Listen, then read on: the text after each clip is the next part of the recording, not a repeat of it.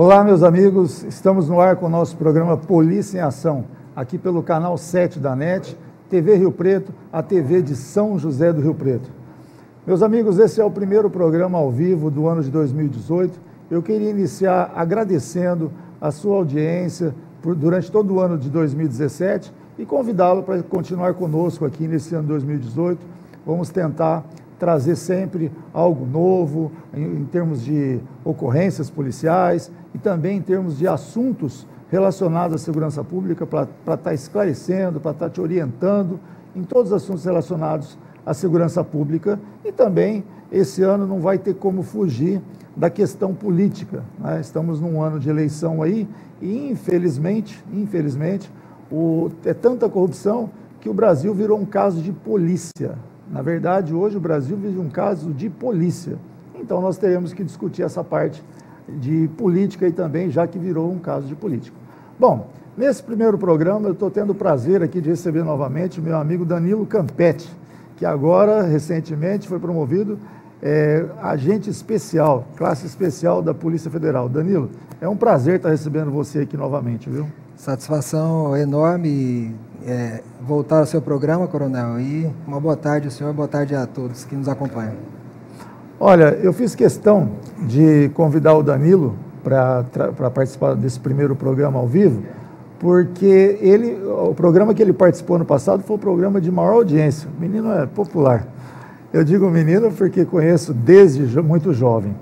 Bom, antes de a gente começar aqui, Danilo, eu tenho que falar uma coisa aqui, não tem como fugir. Os meus irmãos policiais militares do Estado de São Paulo, os meus irmãos policiais civis do Estado de São Paulo, eu tenho que aproveitar esse momento aqui e dizer da vergonha que nós estamos passando, né, aqui no Estado de São Paulo.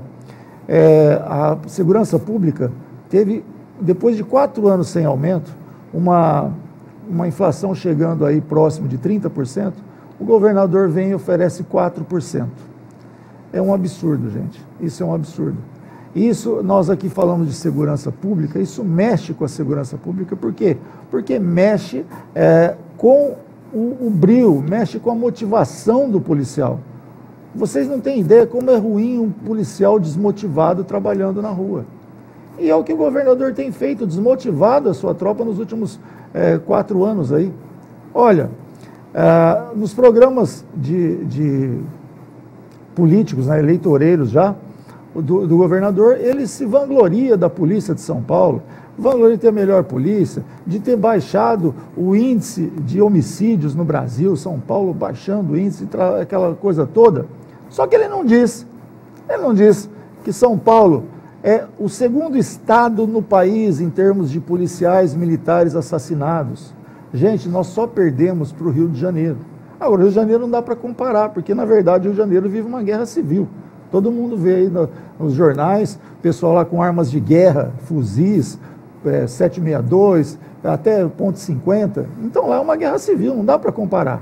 Fora o Rio de Janeiro, o estado de São Paulo, primeiro em número de policiais militares assassinados.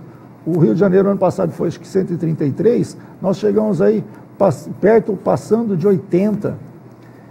Você tem o estado mais rico da nação, recebendo o 5º pior salário do país. Como pode o estado mais rico da nação receber um dos piores salários do país? Nada contra as outras polícias, mas se nós somos a melhor polícia, se nós temos a melhor polícia, nós temos o estado mais rico, não justifica receber um salário tão ruim. Poxa vida, vai esperar o quê? Vai esperar ter uma paralisação? Ninguém quer isso. Você, cidadão, pode ter certeza que a última possibilidade que o policial pensa é em fazer uma paralisação, porque ele sabe do tanto que ele é imprescindível para a sociedade. O policial sabe o tanto que é imprescindível para que a população tenha segurança, se sinta bem, possa ir e vir e trabalhar normalmente. Então, olha só, eu, sinceramente, começo o ano aí bastante decepcionado com o nosso governador aí, porque isso é humilhante, né? Sem contar que tem uma história aí de aumentar a previdência de que todos nós pagamos, inclusive aposentados, de 11% para 14%. Se isso aí acontecer, aí então é uma palhaçada mesmo, dá com uma mão e tira com a outra, né? Então, olha, hoje não tem como eu começar o ano e não falar isso. É lamentável, eu sinto muito por mim, que também sou policial militar aposentado, e pelos nossos irmãos aí que continuam dando a vida, morrendo para defender a população de São Paulo. Eu espero que essa situação melhore, não é possível. Bom, Danilo, desculpa aí o meu desabafo, né? O Danilo, que recentemente completou sua maioridade em termos de polícia, eu estava vendo lá, você tem 8 anos na Polícia Civil e agora 10 anos na polícia, foi promovido recentemente. Classe especial. Agente classe especial, meus parabéns, obrigado. Você merece, quem conhece você, quem conhece a sua carreira, só tem a te admirar. Obrigado, e eu sou uma pessoa que, além de amigo, sou um admirador, acompanho o teu trabalho aí pelas mídias sociais e fico muito contente de ter você aqui novamente, viu? Prazer é todo já dia. De início queria parabenizar o teu trabalho, a gente sabe da importância, talvez aqui o Rio Pretense não saiba, mas tem um agente da Polícia Federal aqui que é destaque no Brasil inteiro, todas as grandes operações ele é acionado. Nós vamos falar aqui, entre tantas operações que nós tivemos aí, e também do seu trabalho como professor, instrutor de tiro, que é uma coisa muito importante, já que estamos falando de Polícia Federal. Sim. Né? Danilo, antes de nós começarmos a mostrar aí as fotografias, as suas atividades nesse último ano, 2017, eu queria falar para você que hoje a Polícia Federal, ela nunca esteve tanto em voga, nunca teve tão falada essa Polícia Federal, nunca teve tão atuante como a gente vê hoje, e, infelizmente, em razão dessa roubalheira que nós temos aí. Então, a gente viu vocês atuando aí, prendendo empresários, maiores empresários do Brasil, prendendo ou conduzindo coercitivamente o ex-presidente Lula, que eu espero que agora fique na cadeia definitivamente. E também, agora, o que eu queria perguntar, você como policial federal, a Polícia Federal, a gente sabe que a Polícia Federal, antes de ela efetuar uma ação, há toda uma investigação anterior, uma comprovação de tudo isso. Então, a Polícia Federal, ela não age por instinto, vamos lá, vamos prender, vamos fazer. Não, tudo é bem investigado antes, é comprovado antes, e o que a gente vê na televisão é o trabalho final, que é a gente chama a cana, né, a hora de prender. Então, e às vezes a Polícia Federal também, como sempre, como toda polícia, é criticada, né? Fala, tipo, olha, a Polícia Federal gosta de holofote e tal. Mas como não ter essa visibilidade se hoje toda a imprensa está voltada para isso, não é mesmo? Sim, a Polícia Federal hoje, ela de algum tempo para cá, ela se firmou como uma instituição de Estado. E isso se consolidou ao longo do tempo. E hoje nós somos comparados às melhores polícias do mundo, em razão de ser essa polícia de Estado. Independentemente do governo que ali está, a nossa atuação não é prejudicada e não é invadida. Essa isenção, eu acredito que é o que faz a Polícia Federal obter esses resultados que toda a população e toda a sociedade vê. Por outro lado, internamente, os nossos gestores, e os executores das operações, eles primam muito pelo planejamento e por elaborar bem todo o processo investigativo. Então, eu acredito que aqueles que criticam, seja até ou por um viés ideológico ou por alguma questão de autodefesa, no caso aqueles que são investigados pela Polícia Federal, porque o trabalho é muito bem realizado.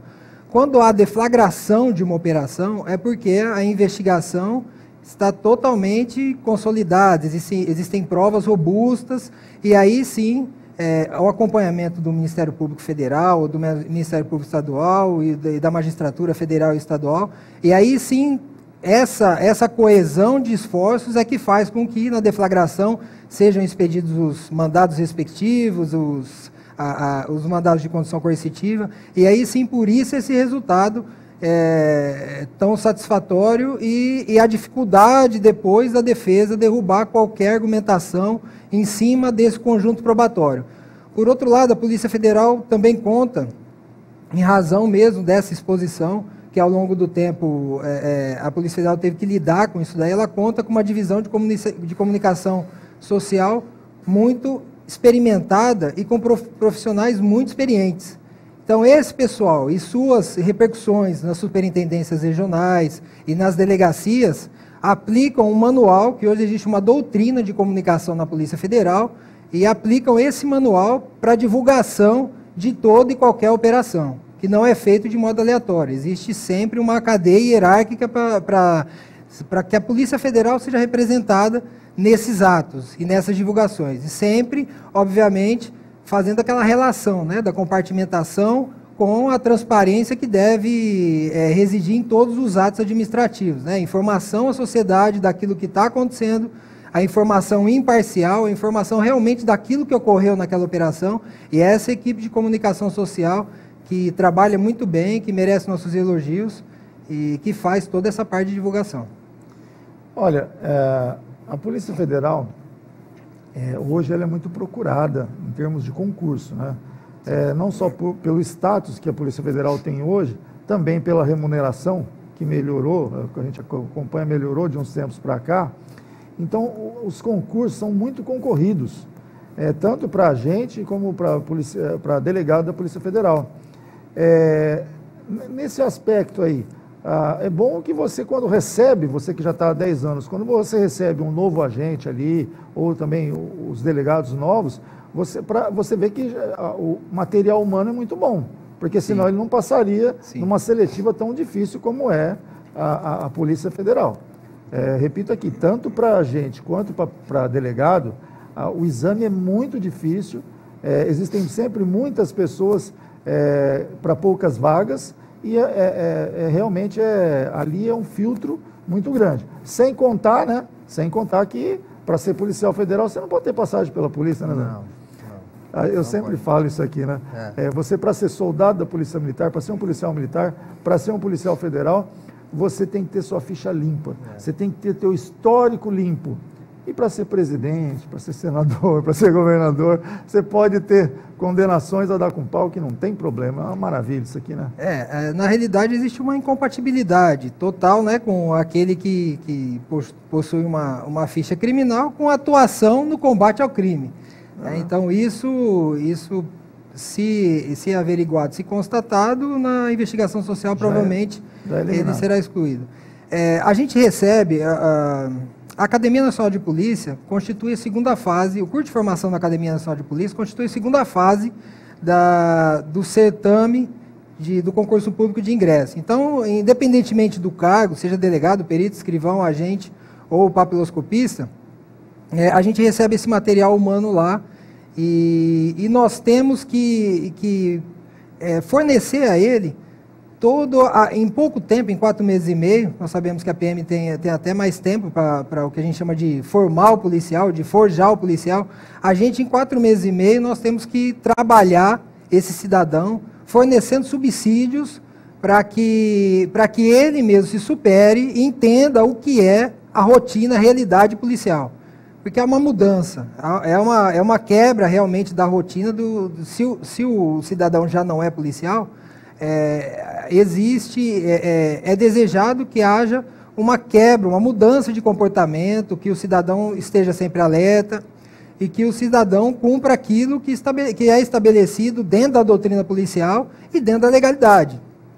Então a gente passa tudo isso para o cidadão no período que ele está dentro da academia de polícia, a gente mostra como é o trabalho policial, a gente submete o cidadão a algumas situações fáticas, muito embora simuladas, aí, mas o cidadão entender realmente para ver se ele realmente quer continuar com isso, ter isso como profissão. Então, são duas vertentes, né? A Polícia Federal avalia o cidadão através de provas, através do próprio comportamento dele durante o período do curso de formação, e para o cidadão também é importante para saber se é isso que ele quer. A peculiaridade da Polícia Federal, e que eu vejo que não é só da Polícia Federal, mas das polícias federais e das Forças Armadas, é que nós temos que preparar esse cidadão para atuar no Brasil inteiro, em todos os ambientes operacionais possíveis. Então, por exemplo, nós temos aqui em São Paulo a Mata Atlântica.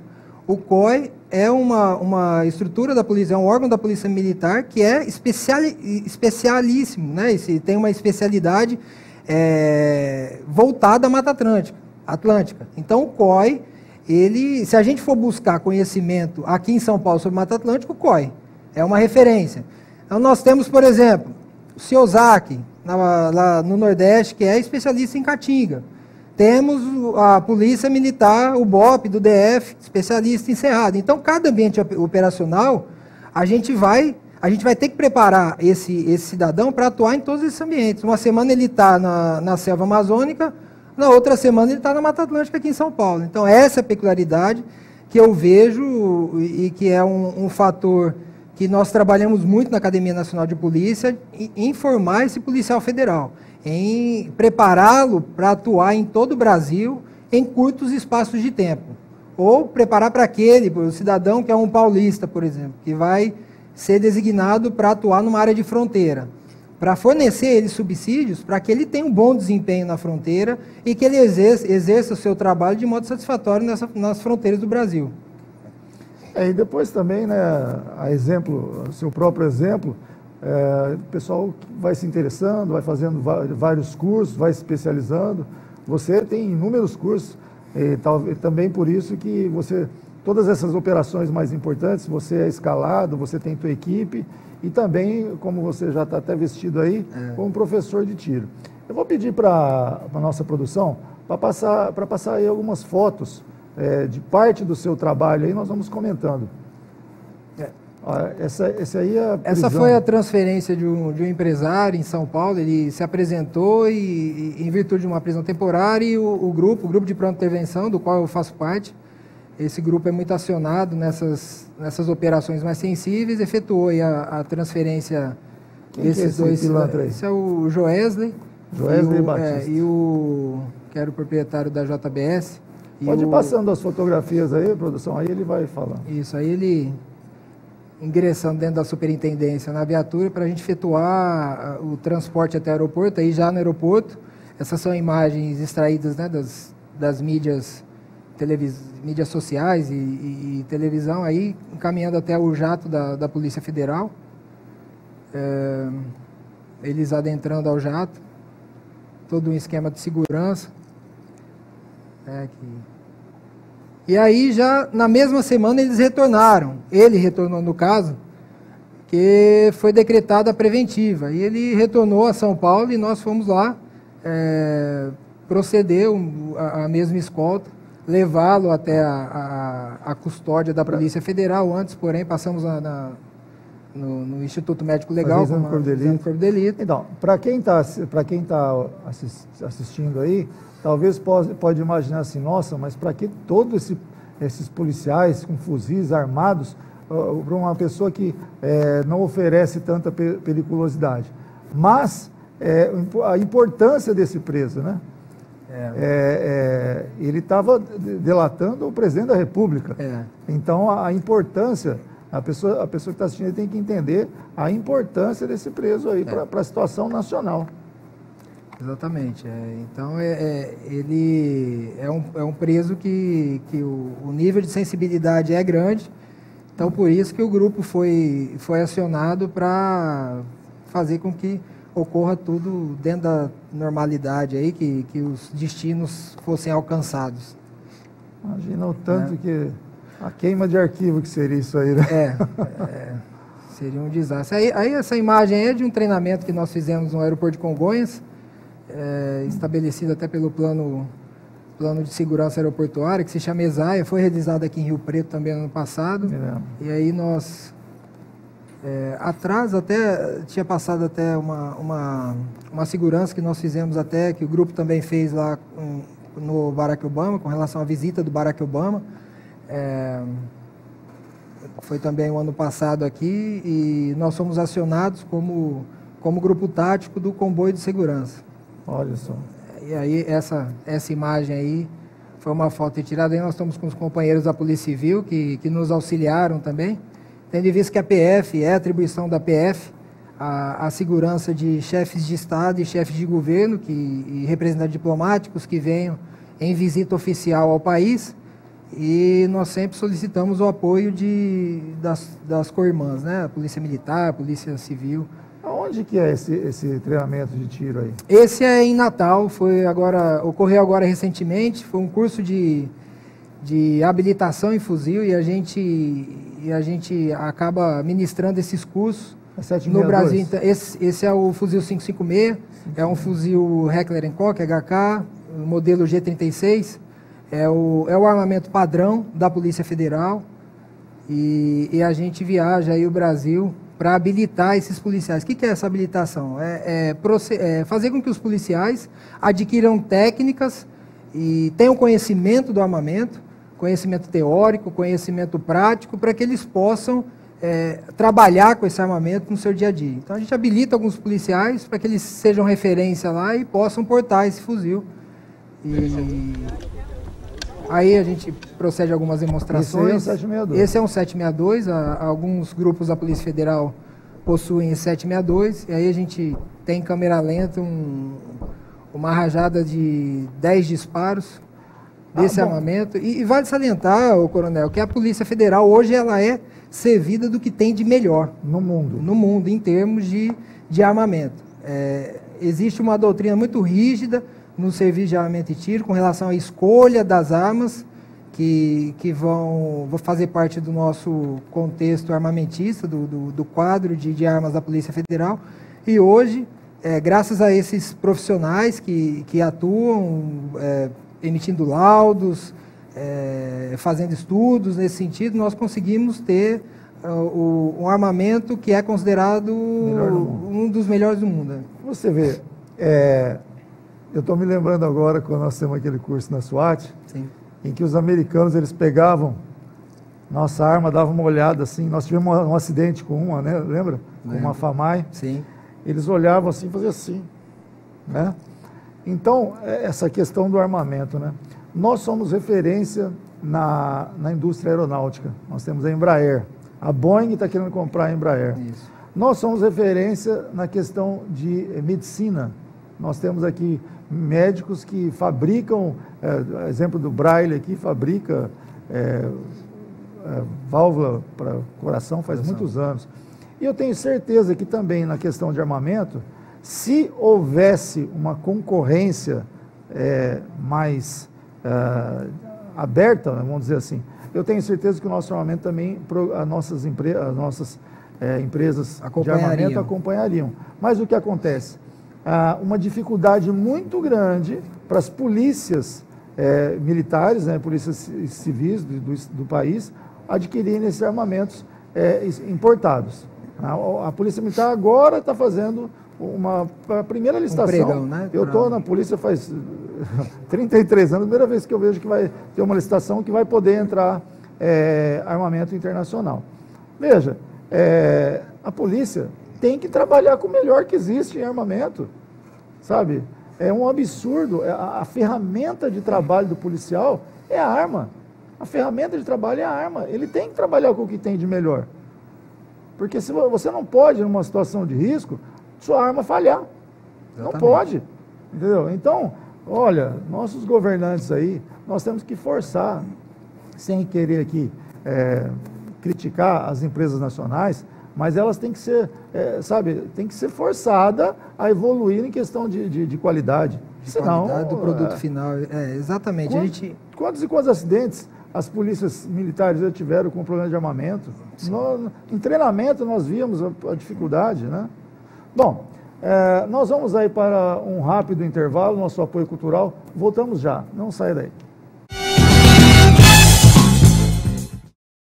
O Grupo Lucadema desenvolve e fabrica equipamentos para laboratórios de pesquisa, desenvolvimento e controle de qualidade, além de oferecer toda a linha de consumíveis como vidrarias, reagentes e acessórios. Equipe técnica altamente especializada em manutenção de equipamentos científicos. Com um portfólio completo, atendemos a indústrias de segmentos variados, bem como universidades e institutos de pesquisa em todo o território nacional. Grupo Lucadema está presente no dia a dia de todos os brasileiros.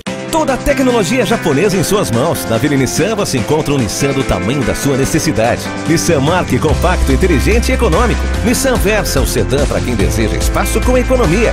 Kicks, o SUV que vai surpreender você. Novo Sentra, sofisticação e alta tecnologia. E a nova Frontier é mais que força, é Nissan. Na Vila Nissan você vai encontrar uma equipe completa para lhe atender em todos os departamentos, da venda à assistência técnica. Vila Nissan, a sua concessionária Nissan.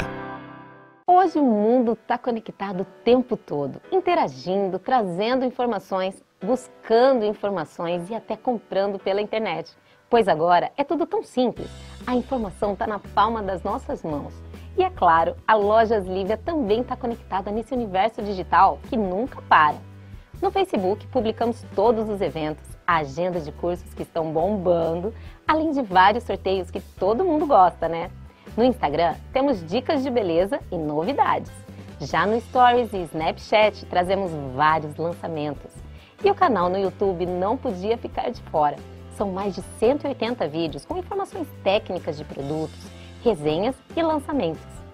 E se você ainda não segue Lojas Lívia nas redes sociais, é só pesquisar Lojas Lívia em todas e seguir. Fique por dentro de tudo que rola por aqui, porque aqui sempre tem novidade. Mike Center Artigos Militares. Atenção policiais e bombeiros militares e civis, guardas municipais, agentes penitenciários e de segurança. Agora vocês têm a maior e mais completa loja de artigos militares de Rio Preto. Aqui você encontra tudo o que precisa, sempre com a melhor qualidade. E para você, mulher, aqui você encontra os equipamentos necessários para a sua defesa. Trisec, tecnologia, tradição e conhecimento ao planejar a segurança nos condomínios residenciais. Instalar corretamente todos os equipamentos seguindo as normas técnicas e fazer a manutenção programada são fatores importantes para o pleno funcionamento dos sistemas de segurança. Para isso, você pode contar com a Trisec. Com uma equipe altamente capacitada, a Trisec cuida dos itens que proporcionam mais tranquilidade ao seu condomínio. Conheça o que a Trisec pode fazer por você.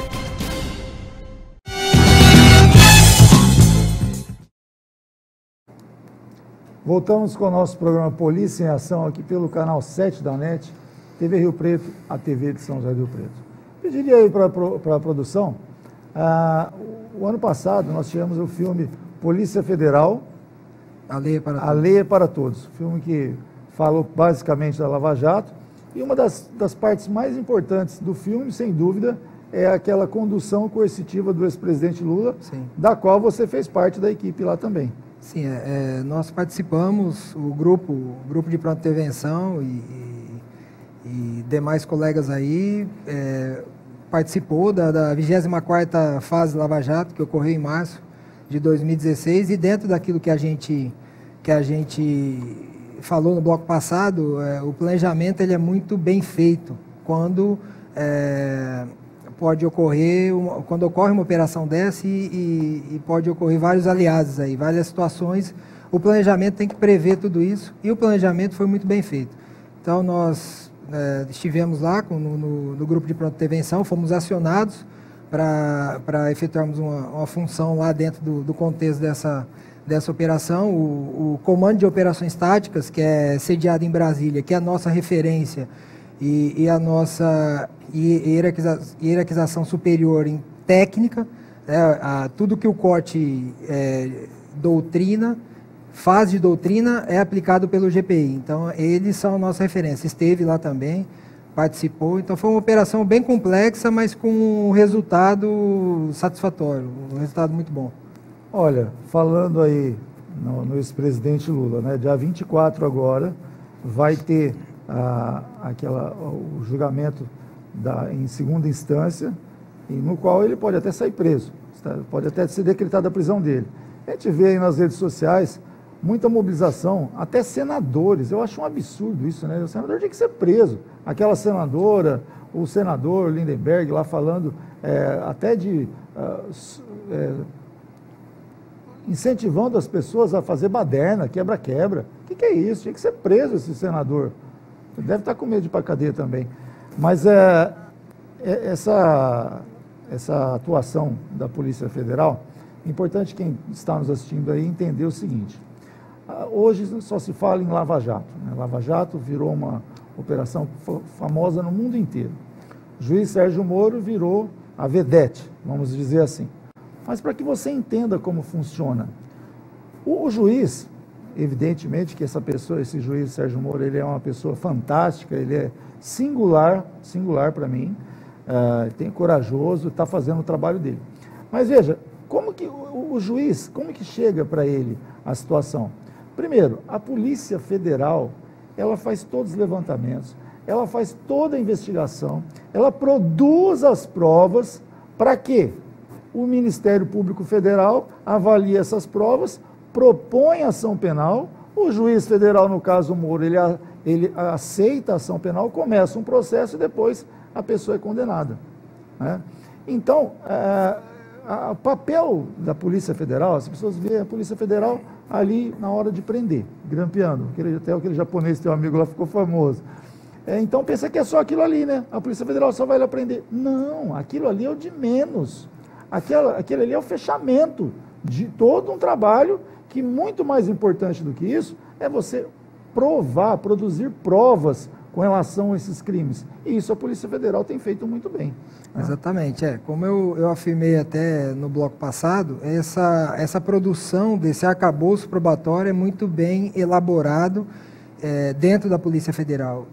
E isso já é passado desde a academia para os alunos, que a busca da prova é sempre a prova cabal que vai subsidiar toda a persecução penal, que é o início, que vai dar subsídios para que o Ministério Público possa denunciar, para que o juiz possa acolher essa denúncia e ter toda a instrução criminal e, por fim, a sentença. Com relação a essas questões que estão por vir aí,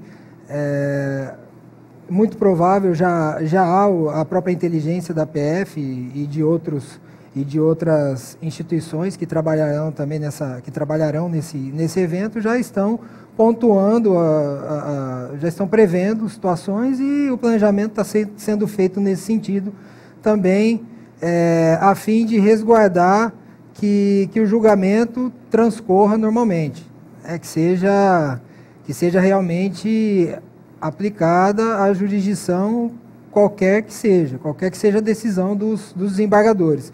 Então é para isso que a gente trabalha, subsídios e também fornecendo segurança. Provavelmente a Brigada Militar do Rio Grande do Sul deve ser acionada, e eles devem fazer um trabalho lá preventivo para que os desembargadores tenham tranquilidade para efetuar esse julgamento. Olha, para falar a verdade, eu não acredito que vá haver uma manifestação violenta, porque, veja, o povo, esse povinho aí, MST e seus asseclas lá, esse bando aí, é igual o povo brasileiro é passivo, viu? O povo brasileiro é passivo. Olha, você vê com tantas aberrações estamos vendo aí, de presidente, de senador, de governador, o caramba, 4, e você não vê movimentação nas ruas. Você não vê, o povo brasileiro é passivo. Você acha que vai fazer manifestação violenta? Vai nada. Bom, nós temos um vídeo aí que você trouxe, eu pedi para a produção passar esse vídeo. Isso, esse referente àquelas fotos que nós passamos no bloco passado, o curso de habilitação em Natal. Aí são imagens do batalhão, do 7º Batalhão de Engenharia de Combate. Eles gentilmente cedem o stand para a gente efetuar. Batalhão é do Exército? É do Exército. Cederam o stand para a gente efetuar o curso. São imagens aí dos professores durante as instruções, dos alunos, a equipe de instrução aí do SAT, do Serviço de Armamento e Tiro. Aí, como é realizado o treinamento, a gente imprime uma operacionalidade, aos alunos, a gente tenta simular situações aí que eles poderão encontrar no dia a dia com o emprego do fuzil, e também a aferição da capacidade técnica de cada um deles. Ao final do curso, eles têm que comprovar que conseguiram assimilar todo aquele conhecimento e que têm condições de portar e fazer o uso de um fuzil, que é uma arma que requer um conhecimento bem específico, tendo em vista o seu grau, a sua potencialidade lesiva. São imagens desse curso, há instruções durante todo o dia. Nessa ocasião nós formamos no estado do Rio Grande do Norte 3 turmas. Quanto tempo dura essa habilitação? Essa habilitação, ela tem o prazo da habilitação, como é um curso mais enxuto, são 3 dias intensos, cada turma de formação. São 3 dias onde é das 7 da manhã às 10 da noite, com instruções intensas, e no último dia há uma avaliação, há avaliações, são 2 avaliações, para aferir se o aluno mesmo tem condições de operar esse fuzil. Existe um outro curso que é oferecido no âmbito do serviço de armamento e tiro, relacionado ao fuzil, que é o curso de operador de fuzil. São 15 dias que a gente ministra instruções. É um curso um pouco mais, onde há uma ênfase maior em exercícios, é um curso mais repetitivo, um curso mais que suga um pouco mais o aluno. Esse curso aí realmente é para dar condições técnicas para o operador, para o policial federal operar essa arma. Então ele sai desse curso, esses 3 dias intensos de operações, aí, de instruções, ele sai preparado para estar atuando com esse armamento. Então, como você falou, a Polícia Federal ela utiliza os melhores armamentos do mundo, né? E esses grupos, igual você falou aí, principalmente o COT, né? Sim. O COT é Comando de Operações Táticas. O COT é o Comando de Operações Táticas, é a nossa referência em termos de operações especiais dentro da Polícia Federal. É um grupo hoje que está consolidado mundialmente.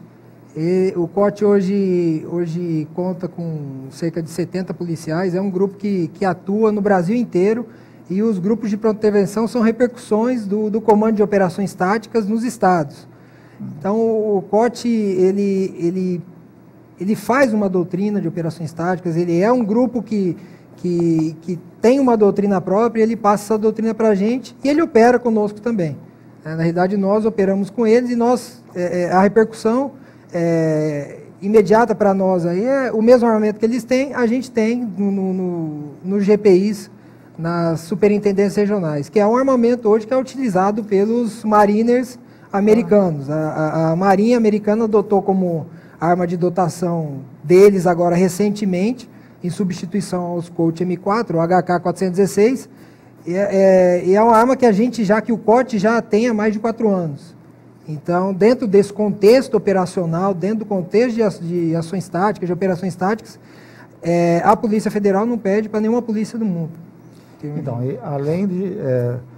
uma coisa é você ter o mesmo armamento, né? E depois é você ter a condição técnica, o treinamento. E nisso, olha, eu posso assegurar para quem está nos assistindo aí, você pode se orgulhar da polícia brasileira. Nós que tivemos assim algum contato com policiais de outros países, sim, especialmente os Estados Unidos, que são os mais famosos, aí, os SEALs e tal, a gente vê esses filmes aí, de fato eles são bons mesmo, não são ruins, não são bons mesmo, mas o brasileiro não fica a desejar. O brasileiro não fica atrás. A gente viu lá, lembra nas conversas lá com os chefes da SWAT lá, e quando nós mostrávamos a nossa realidade aqui, lembra quando mostrou aqueles vídeos das favelas do Rio de Janeiro? O chefe lá que tinha 300 intervenções da SWAT lá, ele arregalou o olho e falou: nossa, mas isso aí não é coisa de polícia, isso aí é guerra. Isso, exatamente. Então, uma das características que eu acredito que seja peculiar a gente, seja uma característica nossa, é essa possibilidade de adaptabilidade, né, nos ambientes. A polícia, ela tem que fazer muito com muito pouco. Seja muito pouco em número de pessoal, eu vejo, né, as polícias estaduais, o pessoal realmente, a gente tem contato muito com o GAT lá em São Paulo, tem contato com o pessoal do GER, então realmente o pessoal tem uma capacidade de adaptação muito boa, são realmente verdadeiros heróis. Eu não tenho dúvida disso, não é porque estamos aqui com um expoente da polícia não, mas o material humano brasileiro é muito bom. Nós ganhamos numa coisa que é a coragem, né? E você vê, se não tivéssemos coragem, não seria policial, né? Com tanto policial que está morrendo, eu fico louco com esse negócio, o tanto de policiais que estão morrendo aqui. Bom, nós estamos falando de armamento, aproveitar para falar sobre a questão do armamento Sim. para o civil. Sim. Nós estamos aí, o ano passado, nós tivemos aí cerca de 60 mil mortes violentas no Brasil. Isso, gente, é um absurdo. Isso aí é mais do que morre no Iraque, que está em guerra o tempo todo. É quase igual, praticamente, não, eu acredito que seja mais do que na Síria, que está numa guerra civil. Então, nós aqui estamos em guerra. Estamos em guerra. 60 mil mortes violentas em um ano é um absurdo. E aí vem aquela questão do armamento. Olha, o bandido está armado e o cidadão de bem não está armado. Tem os prós e tem os contras. Então, entenda o seguinte, cidadão, pergunta que eu vou te fazer e depois você já vai explicar. Cidadão de bem pode ter armas? Em que circunstâncias? O que é exigido? Vamos falar sobre isso. Vamos lá. Hoje está em vigor a Lei 10.826, que foi publicada em 2003, entrou em vigor em 2004, foi regulamentada pelo decreto 5.123 de 2004 e que estabelece o quê? Basicamente 3 situações. Vamos explicar aqui por partes. Então, nós temos a aquisição de arma de fogo para a posse ou para o porte de arma de fogo. O que é a posse de arma de fogo? A posse de arma de fogo consiste em um cidadão preenchendo os requisitos, que nós podemos falar depois, ele tenha essa arma na sua residência, no seu domicílio e adjacências, ou no seu estabelecimento ou empresa, desde que ele seja o titular, isso nomeado em contrato social, ou o representante legal, e a lei, a jurisprudência entende que o representante legal é o gerente da empresa, assim denominado no contrato individual de trabalho. Enfim, então essa situação é de posse. Eu ter a minha arma de fogo de uso permitido em casa, ou na minha empresa. A segunda questão é o porte de arma de fogo. O porte de arma de fogo consiste em o quê? Consiste no verbo trazer consigo, ou seja, eu ter a minha arma junto ao meu corpo.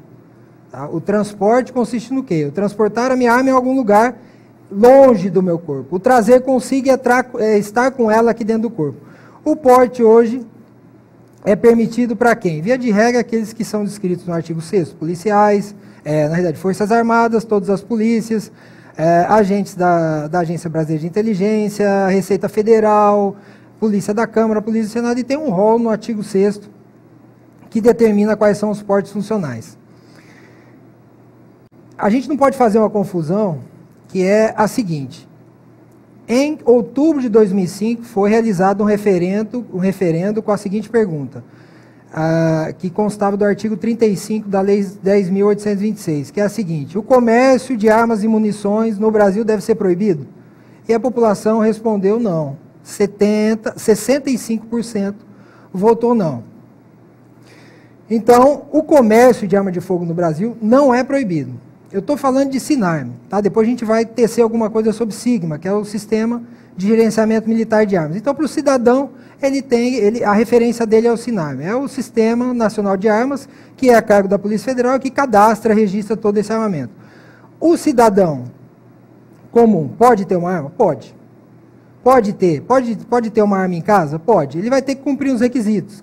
Primeiro, ele tem que ter 25 anos, ele tem que apresentar certidões negativas de antecedentes criminais. E não apenas isso, ele não pode estar respondendo a inquérito policial, ele tem que comprovar a capacidade técnica no manuseio dessa arma, que é aferida por um instrutor credenciado pela Polícia Federal, credenciado por nós, professores da Polícia Federal. Ele tem que comprovar capacidade psicológica, que é comprovada através de laudo de psicólogo da Polícia Federal credenciado. E aí a gente entra na questão da declaração da efetiva necessidade, que é a linha que diferencia o porte da posse de arma de fogo. Para a posse de arma de fogo, eu preciso apenas declarar a minha efetiva necessidade. Por que eu quero uma arma de fogo em casa, no meu estabelecimento comercial? O delegado, a autoridade policial vai avaliar e vai conceder ou não essa autorização. No porte de arma é diferente. O cidadão pode ter porte de arma? Pode, mas ele tem que convencer a autoridade policial, ele tem que demonstrar essa efetiva necessidade, que ele precisa dessa arma para se precaver de alguma situação que envolva a incolumidade física dele, a vida dele, ou então no trabalho dele. Então, existem possibilidades. Agora, eu gostaria de só enfatizar, comandante, alguns aspectos. Eu não entro aqui em aspecto político, nem em aspecto ideológico, que eu acho que são duas vertentes que compõem essa questão de liberação ou não liberação do armamento. O que nós temos hoje é o Estatuto do Desarmamento, a Polícia Federal segue piamente o Estatuto do Desarmamento, seus regulamentos, e a orientação do Ministério da Justiça quanto a orientação, no caso restritiva, quanto à concessão de porte. Agora, como eu disse, não invadindo essa área política, nem ideológica, mas falando um pouco da parte técnica, a gente tem que quebrar algumas falácias que são comumente ditas por aí e que não servem de subsídios. Por exemplo, eu sou um professor de armamento de tiro, seria um contrassenso eu aqui meter o pau nas armas, falar e banir as armas. Não, eu não faço isso. A arma é um instrumento, está lá descrito no decreto 3665, que é o R105, no decreto 5123, na definição de arma de fogo. É um instrumento, é um artefato, é um dispositivo que impulsiona o projeto, etc., através de um propelente. Isso não vem ao caso. O que vem eu quero só afirmar o quê? A arma é um instrumento. Então, a primeira falácia que a gente tem que derrubar: arma não mata ninguém.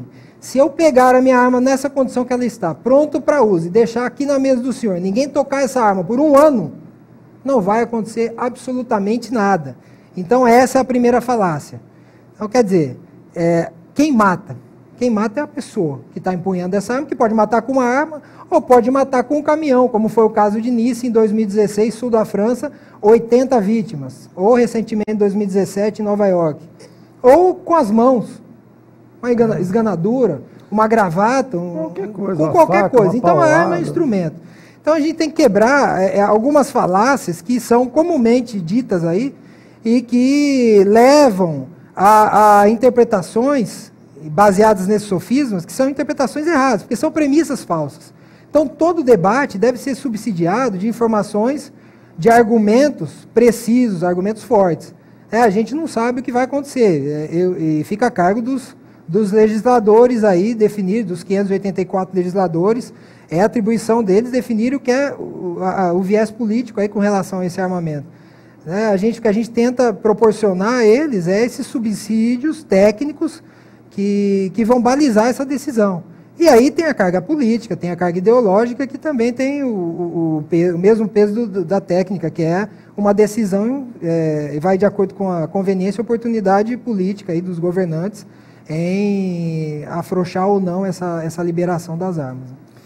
Olha, então que fique claro aí para você que está nos assistindo, você que tem um comércio, você que tem uma propriedade rural, uma empresa, você pode ter uma arma lá? Pode sim, para você se defender.